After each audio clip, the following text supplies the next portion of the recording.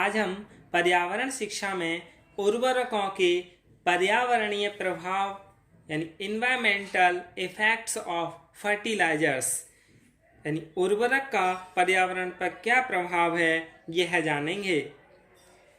यह सामान्य सिद्धांत बन गया है कि मिट्टी के उपजाऊपन को बनाए रखने तथा उसे क्रमोन्नत यानी क्रम से उन्नत करने में उर्वरकों का उपयोग किया जाता है। Chemical fertilizers overcome the lack of nitrogen, phosphate, potash in the soil, and for this reason special type of fertilizers are suggested for different production। यानी सबसे अधिक मात्रा में नाइट्रोजन उर्वरक का उपयोग होता है।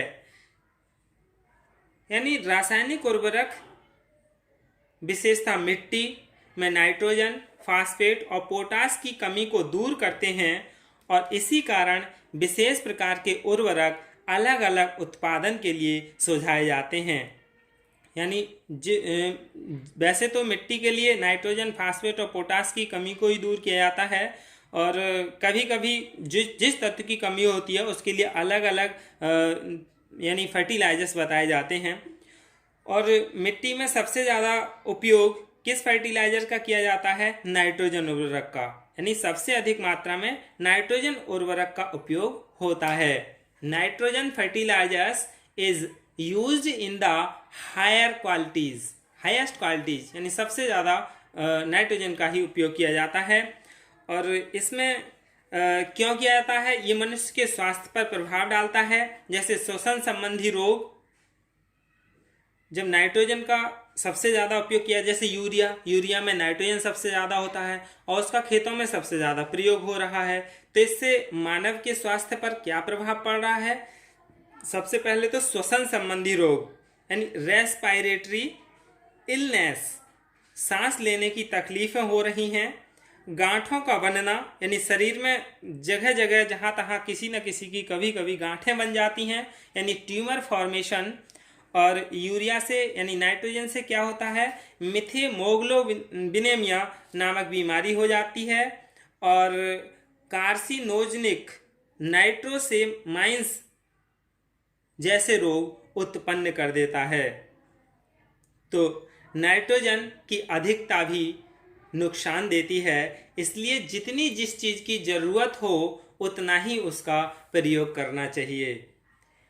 इस नाइट्रोजन के बाद सबसे ज़्यादा उपयोग यानी दूसरे नंबर पर फास्फेट उर्वरक का होता है। यानी फास्फेट उर्वरक का उपयोग स्तर में दूसरा स्थान है फास्फेट फर्टिलाइजर्स का। Phosphate fertilizer use is second in levels. Excessive growth of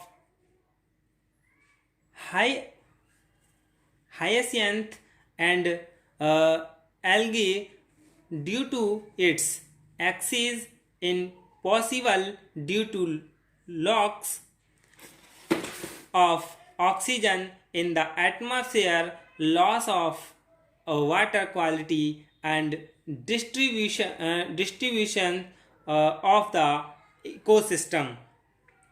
यानी फास्फेट उर्वरक से कृषि पर बहुत लाभ भी है और हानि भी है।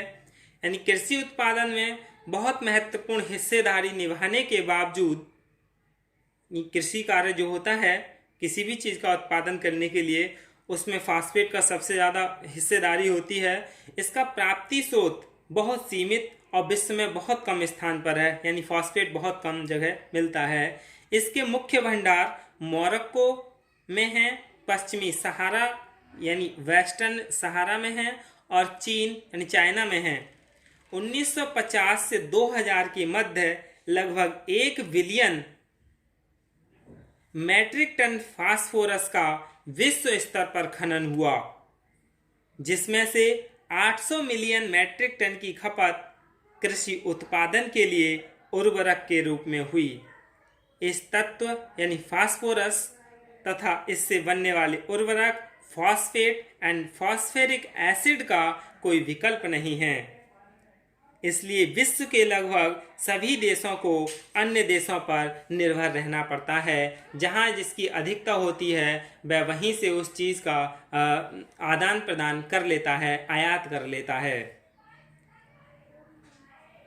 इसकी अधिकता से जलकुंभी यानी यूट्रोफिसेशन और शैवाल यानी एल्गेई की अत्यधिक वृद्धि, वायुमंडल में ऑक्सीजन की कमी, ऑक्सीजन पुअर कंडीशंस, पानी की गुणवत्ता में कमी यानी रिडक्शन ऑफ वाटर क्वालिटी और पारतंत्र की गड़बड़ यानी डिस्टर्बेंस इन इकोसिस्टम आदि हानि संभव है।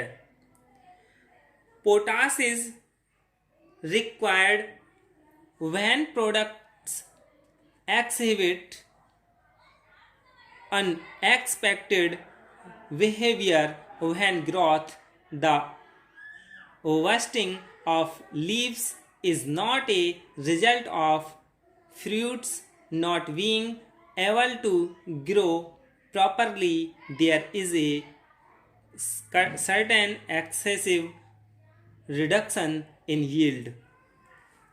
यानी पोटास यानी K2O की आवश्यकता तब अधिक होती है जबकि उगते समय उत्पाद अप्रत्याशित व्यवहार प्रदर्शित करते हैं।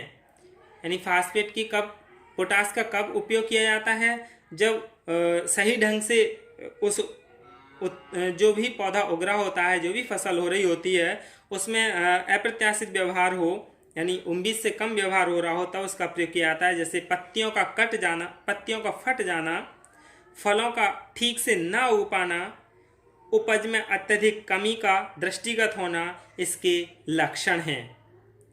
फिर नाइट्रोजन के साथ पोटास सभी कमियों को दूर करने में अपनी अहम भूमिका निभाती है। इसीलिए NPK का प्रयोग किया जाता है, जिसमें तीनों चीज़ मिली होती है, नाइट्रोजन, फास्फोरस और पोटेशियम। पोटास की मात्रा का उपयोग बेहद महत्वपूर्ण है। इसकी कमी और अधिकता दोनों ही अच्छी नहीं मानी जाती है।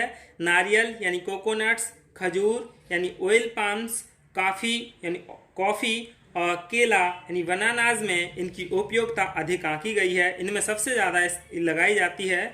यानी शुगर कैन्स, गन्ना, शुगर, चीनी की अधिक मात्रा पोटास के उचित उपयोग पर निर्भर करती है। यानी गन्ने के खेत में यदि आपने पोटास लगाई है तो शुगर सबसे ज़्यादा निकलती है। पोटास की कमी से जंगलों में कृत्रिम वन की झाड़ियाँ जो हैं वो इसी प्रकार की पैदावार में कमी पाई गई है।